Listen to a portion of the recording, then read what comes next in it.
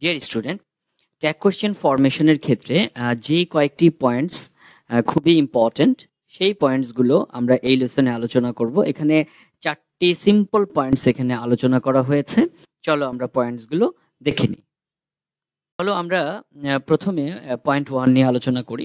Point 1-এ আমরা যে বিষয়টি আলোচনা করব সেটি হচ্ছে কমা, অর্থাৎ comma is used between the main sentence and the tag part.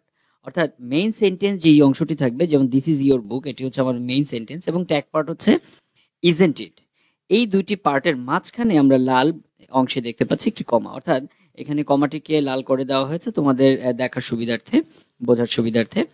তো মেইন সেন্টেন্স এবং ট্যাগের মাঝখানে কমা বসবে, এই বিষয়টি তোমরা খুব ভালোভাবে খেয়াল রাখবে। পয়েন্ট 2-তে আমরা যে বিষয়টি আলোচনা করব সেটা হচ্ছে পার্সোনাল প্রোনাউন। তোমরা সবসময় খেয়াল রাখবে মেইন সেন্টেন্সটির সাবজেক্ট নাউন যদি হয়, অর্থাৎ সেটি প্রপার নাউন, কমন নাউন, যেই ফর্মেই থাকুক না কেন, আমরা যখন ট্যাগ কোয়েশ্চেন ফর্ম করব তখন কিন্তু তার সাবজেক্টের নাউন ফর্ম থাকে না, সেটি পার্সোনাল প্রোনাউন চলে আসে। আমরা এক্সাম্পলে দেখতে পাচ্ছি রাহি হ্যাজ গান হোম। এখানে রাহি হচ্ছে আমার সাবজেক্ট এবং এটি প্রপার নাউন হিসেবে আছে। আমি যখন ট্যাগ কোয়েশ্চেন ফর্ম করলাম তখন কিন্তু তার পার্সোনাল প্রোনাউন ফর্মকে আমরা নিয়ে আসলাম হি। এই বিষয়টি তোমরা খেয়াল করবে। এখানে Rahi proper noun, mail, singular number, এই জন্য আমরা হি নিয়ে এসেছি। পয়েন্ট 3-তে আমরা আলোচনা করব ভার্বের উপরে ট্যাগ কোয়েশ্চেন কিভাবে ডিপেন্ড করে।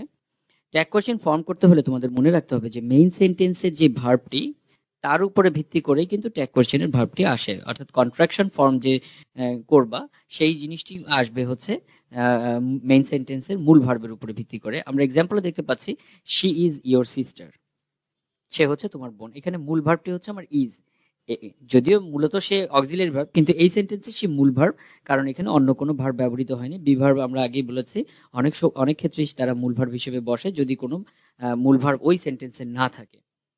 সেক্ষেত্রে বি ভার্ব থাকলে বা ডু ভার্ব থাকলে অথবা হ্যাভ ভার্ব থাকলে তো আমরা তাকেই আনি, সেক্ষেত্রে আমরা ইজকে নিয়ে আসবো। আর এটি যেহেতু অ্যাফার্মেটিভ ফর্মে আছে মেইন সেন্টেন্সটি, সেক্ষেত্রে আমাদের ট্যাগ কোয়েশ্চেন হিসেবে negative, that means contraction form হবে ইজেন্ট। আর সাবজেক্ট তো প্রোনাউন ফর্মেই আছে, আমরা সাবজেক্টকে শি নিয়ে আসলাম।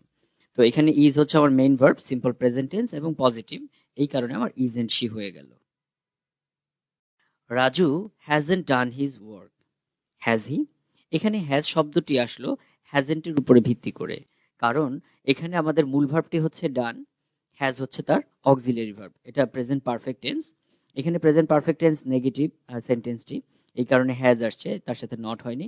এই যে হ্যাজ আসলো, এই হ্যাজটি আসছে মূলত হ্যাজেন্টের উপরে ভিত্তি করে। হ্যাভ, হ্যাজ, হ্যাড এগুলো যদি আমরা আগেই বলেছি, যদি অক্সিলারি ভার্বগুলো বাক্যে থাকে সেক্ষেত্রে আমরা তাদেরকে নিয়ে আসি। সেক্ষেত্রে আমরা হ্যাজ ভার্বটিকে আমরা নিয়ে এসেছি, আর নেগেটিভ ফর্ম ছিল বলে আমরা এখানে অ্যাফার্মেটিভ ফর্ম করেছি।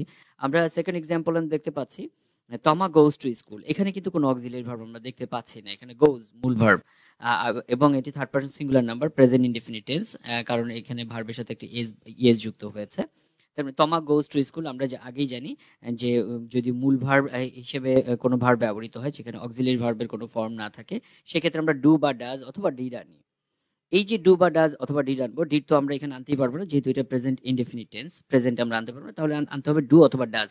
এখন ডাজ আনবো কখন? আমরা আগেই জানি যে তমা third person singular number, third person singular নাম্বারের সাথে ভার্বের সাথে একটা এস বা ইয়েস থাকে, এবং সেই ক্ষেত্রে আমরা ডাজ আনি। দ্যাট মিনস তমা গোজ টু স্কুল, এক্ষেত্রে আমরা ডাজ আসবে। আর এখানে যেহেতু অ্যাফার্মেটিভ ফর্ম ছিল, আমরা নেগেটিভ ফর্ম এনে কন্ট্রাকশন ফর্মটি বিল্ড করবো, সেক্ষেত্রে ডাজেন্ট।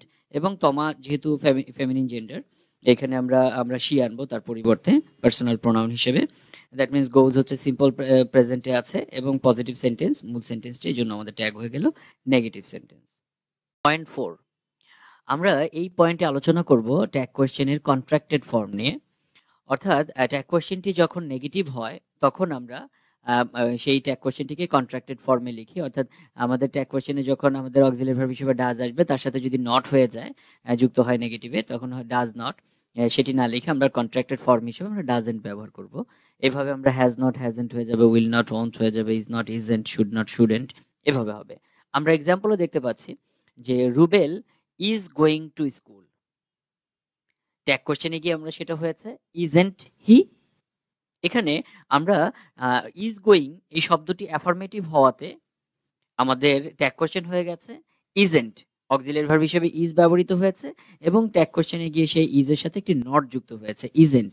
আর রুবেল যেহেতু সাবজেক্ট নাউন প্রোনাউন ফর্মে আছে, পার্সোনাল ফর্মে আছে, প্রপার নাউনে আছে, সেহেতু পার্সোনাল প্রোনাউন হিসেবে আমার তার পরিবর্তে হি এসেছে।